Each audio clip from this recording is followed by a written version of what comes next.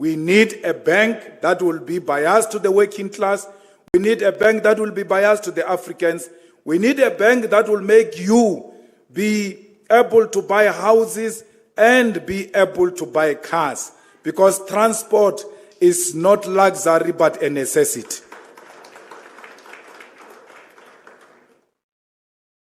Fighters, consider the cardinal pillar on building state and government capacity that will lead to the abolishment of tenders. For example, the business stands to benefit.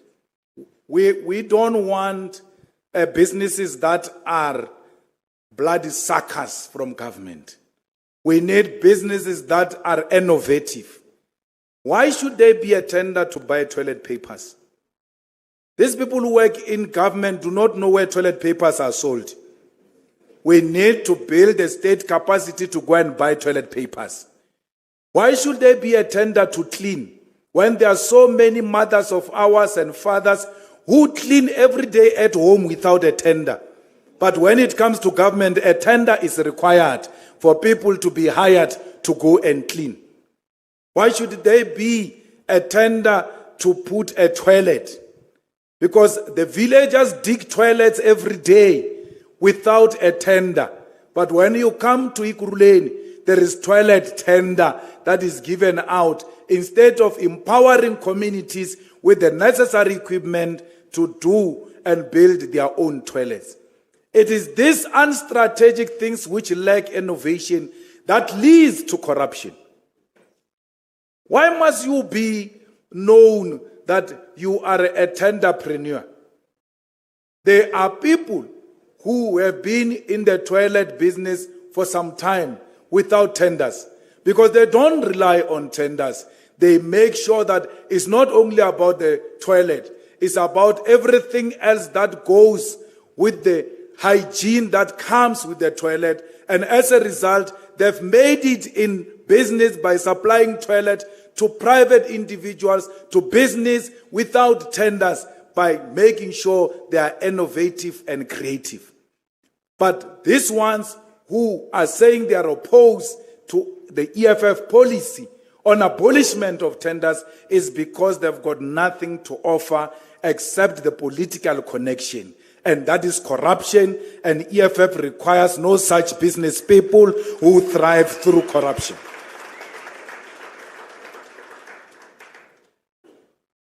Our goal is to transition from a nation that exports raw material and imports finished goods to one that exports manufactured goods and services. This not only diversifies our trade profile, but also strengthens our internal capacity, leading to job creation and skills development. This is the most practical way to shift from exports led by platinum, gold, iron ore, diamonds, and coal to labor-intensive export sectors such as textile, furniture and wood production, footwear and leather goods, seafood processing and agro-processing, semi-finished and finished goods. However, none of these changes can occur unless we tackle corruption head-on. We must strive for open, accountable, corrupt-free government and society free from fear of being victimized by the state. And we must do this aggressively and unapologetically. This is why we advocate for state agencies to possess the necessary relative autonomy, freeing them from the micromanagement and manipulation of the state. The heads of the National Prosecuting Authority, the Public Protector, Busi Mukwebane, is also here with us today. The National Police Commissioner, all Chapter 9 institutions should be appointed by a joint merit-based process involving the executive, parliament, and judiciary. There should not be appointment by a president who could potentially manipulate those appointed through his or her capacity to make such appointment. Advocate Busisiwe Mukwebane is such an example of how the president can abuse his power if he's allowed to appoint the public protector. The public protector, Busisiwe Mukwebane, was suspended because he asked questions. He sent questions to the president. And the president said, how do you ask the big men questions? Where's you, African woman? You are disrespectful. From today you shall be harassed until you see your grave. Worry not, African woman. We are here with you.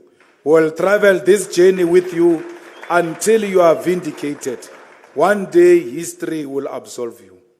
Commissars, fighters, and friends, reflecting on our journey and vision for the future of South Africa, it's important to acknowledge some of the milestones we have achieved, guided by the founding non-negotiable principles. When we arrived in Parliament, ANC members didn't know anything called illicit financial flows. Every time we spoke about illicit financial flows, they used to pull us aside. Can you explain this thing? That's when we suggested in Parliament, can we please have a joint workshop on illicit financial flows by the Portfolio Committee of Trade and Industry and Standing Committee on Finance in May 2015. For the first time they had that, there was something called illicit financial flows and tax avoidance. We arrived in Parliament to educate the illiterates. We have not only raised awareness but also provided practical solutions. We have offered concrete proposals for laws and policies that will combat illicit financial flows and curb base erosion and profit shifting. We also extended our efforts beyond Parliament and making oral submission to the Davis Tax Committee in July 2015. These actions have led to real results. For example, today, an interagency team led by the Financial Intelligence Center and including the National Prosecuting Authority, Director of Priority Crime Investigation, and the South African Revenue Services works to combat illicit financial flows. This collective effort was born out of our assertion that without cooperation between state institutions, these illicit flows will persist unchecked. We called it a cross-agency task team, a multidisciplinary team, and they call it interagency team, but it's the same concept we introduced when we arrived in Parliament. These are the people who say we are owned and controlled by Mazoti, that they accuse of engaging in illicit financial cigarettes and all of that. Why would we engage as an organization of Mazoti in combating illicit financial flows to a point where we come up with committees to check that we avoid these illicit financial flows, because we do not agree with anything that wants to undermine the law. And if Mazoti was owning the EFF, or if Mazoti was engaged in illicit cigarette, he will not finance or support an organization that will undermine his operation to maximize in profit. So these two do not speak to each other. He supports this organization because he too is tired of illicit cigarette and illicit financial flows and tax avoidance in South Africa. He is tired of corruption, and he speaks on daily basis of how much he feels that the EFF should fight more to combat corruption and make sure that we restore South Africa to its former glory. Comrades, Eskom has collapsed. There is nothing more we can do to save Eskom for as long as these people who are in government now continue to control this government. We have said, fighters, it will be unwise to reflect on the past 10 years of unbroken struggle and not speak about how these people have collapsed the most important organ of our state. In everything we will do in future, we must ensure that there is a dependable supply of electricity. Without electricity, many of our people who have supported us in the past will be left with no choice but to either close their operations or opt for relocation to other parts of the world where there is a reliable supply of electricity. We have made concrete proposals on various platforms and in areas where we govern, such as Ekurhuleni, Nelson Mandela Bay, and eThekwini. We will continue to implement this. We must do everything in our power to ensure that there is electricity supply to all essential services and business. For as long as business does not get electricity, we must forget about growing the economy and creating jobs for most of our unemployed young people. We must look at the short and medium-term solution, which will use a combination of hybrids, off-grid, microgrid electricity solutions. We must engage trade partners in China and Russia who are willing to build, operate, and transfer contracts to build additional electricity generation capacity in shorter time frames in a more affordable way. We should continue to demand the National Treasury and all relevant departments and ministers establish a comprehensive conditional grant which will assist municipalities with hybrid and off-grid solutions that support businesses to continue operate even during load shedding. We must help all women to get business opportunities in both private and public sector. Our inability to empower women will perpetuate apartheid and colonial legacy. The youth, together with our women, should be at the center of our economic emancipation. We must empower women without seeking any favor from those women, because anyone who asks women or who wants to empower women and asks for sexual favors, that person is equally a rapist. If you hire women in exchange for sex, you are a rapist. If you give women business in exchange for sex, you are a rapist. You are not different from murderers, and you must be ashamed of yourself. When it comes to business, we must never look at sex as a prerequisite for the empowerment of our women. They are equally capable. They are not a tool to be used in a bedroom. They have the right to get all the amounts of tenders we give to men. They've got a right to be CFOs, and they can make better CFOs. Ask me, I know with this one of mine. If you give her money, you will struggle to get it back from her. You give her money and say, this is your money. She puts it and asks you for more money for food at home. And you say to her, what do you mean? Because I just gave you money. Oh, I thought it's mine. And then there will be another money for the house. That's how much they know budgeting women. They will sort all these problems for us, because where women lead, they lead better. And that's what this corrupt and collapsed government needs today, capable women who can take our government forward. Comrades, we must hire highly qualified people. And if you are a fighter and you are seated here and you have no qualifications, please know you have no place in the government of the EFF.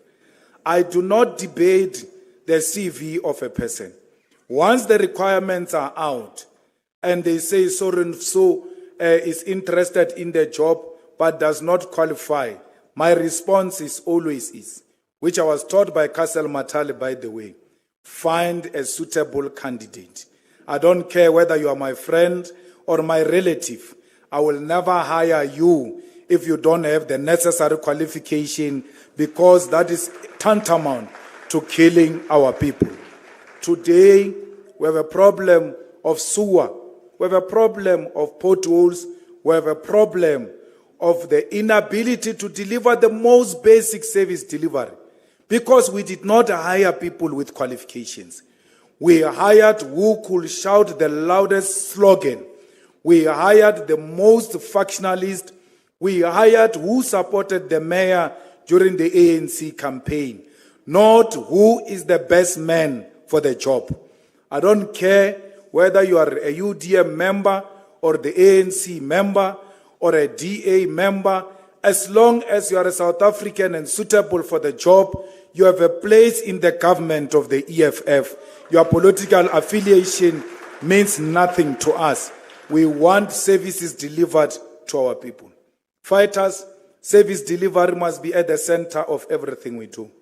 Service to our people should be at the center of everything we do, especially services to our black people. Big companies should, through procurement policy, be excluded from tenders like cleaning and supply.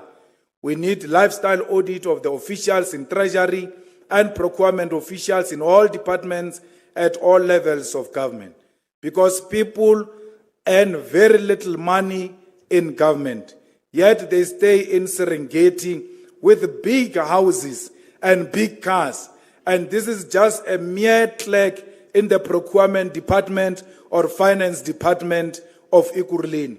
You ask yourself, how does this person afford to get all of this? It is because they say to business people, before I pay your invoice, you have to give me 10% of your invoice. Then I will process your invoice. All of these thugs must be arrested and locked up because they are the ones who have collapsed many businesses in Ikuruleni, in Johannesburg, in Tshwane, and everywhere else. We must never be friends with the so-called 30% cartels that have collapsed Eskom and that are collapsing eThekwini and many other municipalities. 30% cartels are nothing else but a gangster. A revolutionary can never be associated with gangsters. Every business person who got the job to do in Ikuruleni must be protected by all fighters and community members to conclude that job without intimidation by 30% gangsters that exist everywhere else in South Africa. Otherwise, this country will become a gangster paradise. We must not fear criminals. No one owns or has got a monopoly of violence. As revolutionaries, we must not be fearful of death because we know that ultimately death will visit us. We must never be scared of anyone who seeks to undermine development of our country because he protects his criminal friends. All of us, as revolutionaries, must be at the front line to defend community development and fight crime and women abuse and child abuse. None of us must be found in conflict with their partners because you think you are the power that can never be touched. Everybody in South Africa that behaves like an untouchable, all EFF members must go and touch that person. No one is untouchable in South Africa.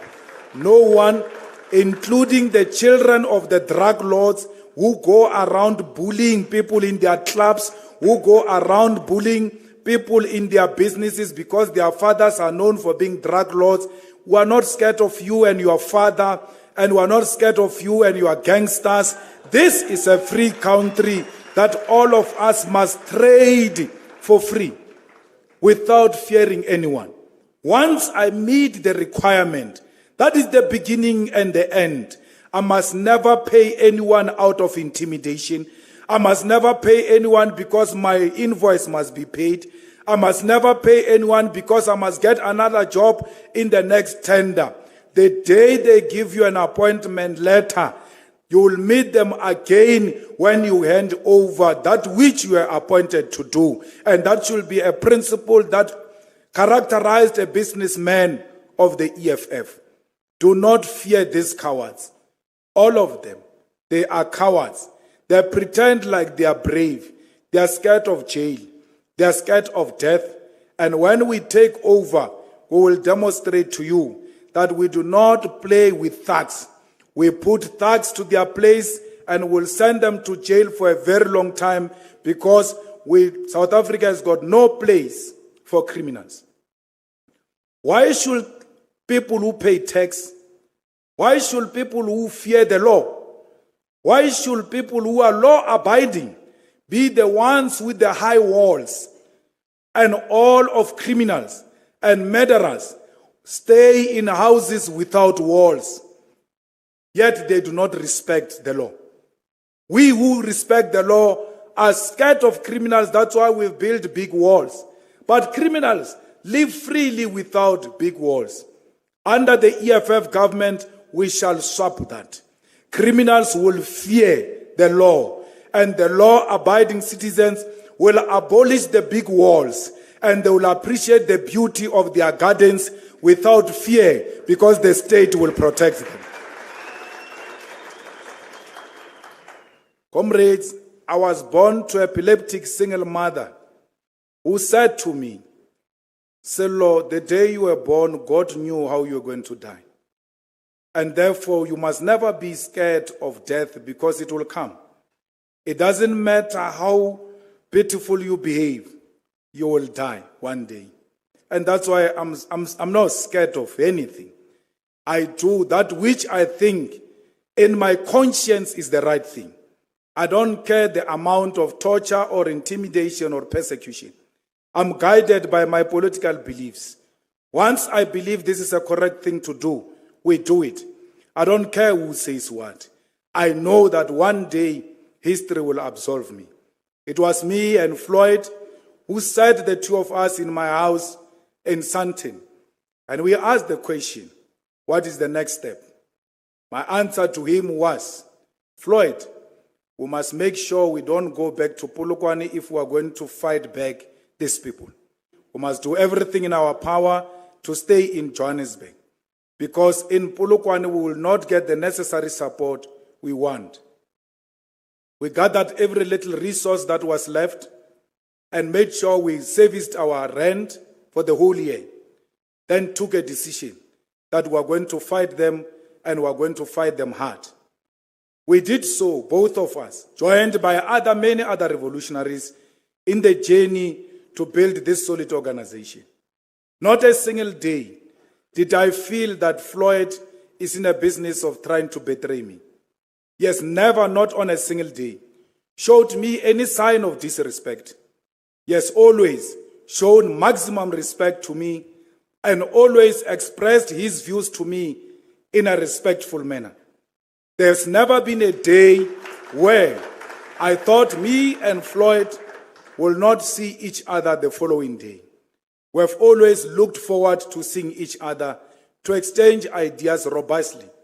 But there's something boring about him. Every time we drink, he waits until he gets sharp, and then he isolates me to a corner and wants to sharpen some idea he believes I didn't hear it properly. And that time I'm focused on dancing, even when I don't know how to dance. The guy will be trying to put some perspective into my mind, but he doesn't know because I'm more experienced than him. I will call either Mbuyiseni or Vuyani and say, come and listen here. This is a very important point.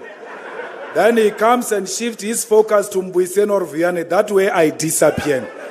And then I will see him the other day. He's a thinker, and he writes around 2 a.m. in the morning. And he can't write without seeing the stars or without the moon. When he writes, he wants to sit outside and connect with the Spirit and his God. He's a strong believer in God. He's a very strong believer who, when he wants sharp ideas, despite having read a lot, he still seeks wisdom so that whatever he writes makes sense. We complement each other like that. We are not in a competition with each other. And I've made it very clear to Floyd, the day you get tired of me, don't go and organize against me. Just tell me, I think you have served your term. It is time to go. I will leave without putting up a fight, because I will know it's a friendly fire and it comes from a good place. The problem starts when you start organizing against me, and I hear it in the corners. I'm very ruthless against people who do such things to me. So never try that with me. And he knows that, because I've never lost a conference in my entire life. And no one I supported has ever lost a conference in my entire life. I'm a tactician. I always plan my way. And I always plan to the extreme. When I get married, I imagine the day of divorce. I don't stay on the day of happiness. I've already lived my day of divorce. Even when they visit me, they will never shake me, because I've seen them before. I plan in advance. Even with politics, the day I get into a position, that is the day I prepare my exit. That's why I will never trouble you. When they expelled me, I never put up a fight. I went to farm cabbages, and they followed me. And once you follow me, I told you, do not conspire against me in the corners, because I will plan my comeback. And when I do so, I'm very ruthless. I don't play games. And I do so without hesitation. I tell you on your face, a war has been declared. Let's fight. because I'm not a coward. I don't conspire around against those I work with. Comrades, all of these people who have worked with me, Dalimpofu, Godrich Gadi, Liane Mateis, Klengwem Kalipi, all of them know that we don't have to be friends. They know that I want work ethics, that we must all do that which is expected from us. You must be loyal, you must serve the cause, you must be disciplined and serve the organization. By serving the organization, you are serving your people. I've worked with them. For the first time, I never had to fight with them because we all did what was expected of us. Dali was one of the oldest, followed by Godrich. Not once did they go around boasting with their age. They've always said, this is our leader and shall be given the respect he requires, and we shall serve to the best of our ability. They did so until they released themselves to concentrate on their professions. That's what leadership is about. The same thing with the current leadership of Marshal Dlamini, Poppy Mailula, Veronica Mente, Ompile Mautu. All of us, we are here to serve. We don't have to be the best of friends. We don't have to be the relatives. Don't force yourself to do the EFF work. It must come from your belly. It must be that you want to do it. Don't do it and go around boasting and giving us attitude as if you are doing us a favor. You have done it so beautifully. That's why all the activities we have planned, they've become successful because comrades have woken up in the morning and went to do what is expected of them. That is what we are known for. This 10 years is a 10 years of hard work by hard-working women and men who are disciplined and ready to serve. Ego will never help any of us. We always have to humble ourselves and serve the people of South Africa. Let me thank the Shibambo family. I know what you have went through. I know what your children are going through. Some of them will never be employed because they carry your surname. By virtue of the association with Floyd and me, worry not. The revolution will never swallow its own children. It will look after them.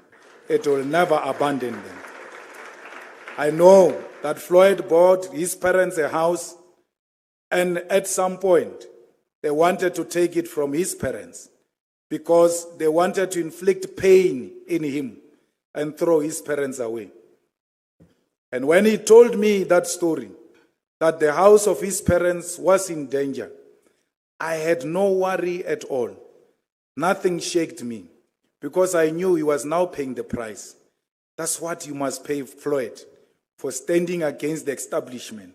They will not in exchange give you roses. They are going to fight back, and they are going to fight back very hard. When that visits you, do not despair, because I've been there before. The only thing I did, I confronted them, and I was too young, and I confronted them and I won against them. I'm too old now, married man with 3 boys. I can't be scared of them. When I was not scared of them when I was young. Don't be scared of them. They always threaten. They've got no teeth to bite. They want to see to what extent can you push. And I've seen you pushing against the establishment. And the establishment is not happy with you. And they know that you are not happy with them. The feeling is mutual. I thank the Malema family. Just 3 weeks ago, SARS visited my aunt's home because his son was associated with me, and that because they wanted to inflict pain in me, they could not stop at anything but to go and intimidate my aunt in a house with her husband, which has got no address of my cousin, has got no name of my cousin, but because they knew where the mother stayed, they just wanted to bully her and intimidate her. When my cousin called me, I was at the school of my child, my last born, with my wife, playing on a carpet, I did not see his so many missed calls because the boy was so scared, shame. He didn't know what was going to happen to his mother's house. And when I called him and I asked him, what's happening? Why so many calls? He said SARS and the sheriff and this and that were at my mom's house. So I didn't know what to do and all of that. I just responded to him in one word. I'll call back. Do not worry. And that's when I started pressing the buttons. Every politician needs his Indian. I called Mo. I said to Mo, there is a problem coming. And I can tell you we're at 99% of resolving it. No amount of those things can ever intimidate me. And even with person who comes with such problems, I've seen it all when I was too young. I've lived a life of an 8-year-old at 42 years old. So I carry with me the hopes of lots of families, and I have no reason to fear, because if I'm scared, these families will be in a devastated situation. My family has always stood by me. My aunts have always stood by me. My cousins have always stood by me. My friends have always stood by me. I am nothing without you. That's why I will forever be indebted to you. All of you have always come around me and made sure that you provided a wall of protection. You still do the same to date. One of my cousins abandoned his businesses just recently to go and stay at the EFF farm to oversee the slaughtering of 100 cows and make sure that everything goes accordingly. I don't confuse that to be stupidity. I know that that is support. Our mothers taught us that. When your mom was still alive, would have been here and would have done the same. You carried the baton from your mom and continued with it. So there's nothing special you are doing except to follow in your footsteps of your mother. I always watch from a distance, and I don't talk a lot when it comes to those issues, but I appreciate those types of interventions that all of you individually always make to make sure that I succeed, and in extension, our organization succeed. I know that many of you would have been rich by now. Many of you will be working in prominent positions by now, but the surname Malema has costed you. I've not chosen to be your cousin. Neither did you choose to be my cousin. We find ourselves in this situation. We have to carry it, all of us. My wife is going to be more difficult going forward, because as the state loses power, the state becomes more mad. So you should be ready for more challenges ahead, because you were there when we started and you came in when we were already in the Parliament of South Africa. Now we're moving into government and the enemy is not happy. The first thing the enemy will do is to attack the home so that they can weaken me. If they find a weak partner, they will collapse this house of my grandmother. This family of mine belongs not to me. It belongs to my grandmother. This organization doesn't belong to me. It belongs to my grandmother and the people of South Africa. And I've said to a grave, I will never fail here. And I will never fail here. Thank you.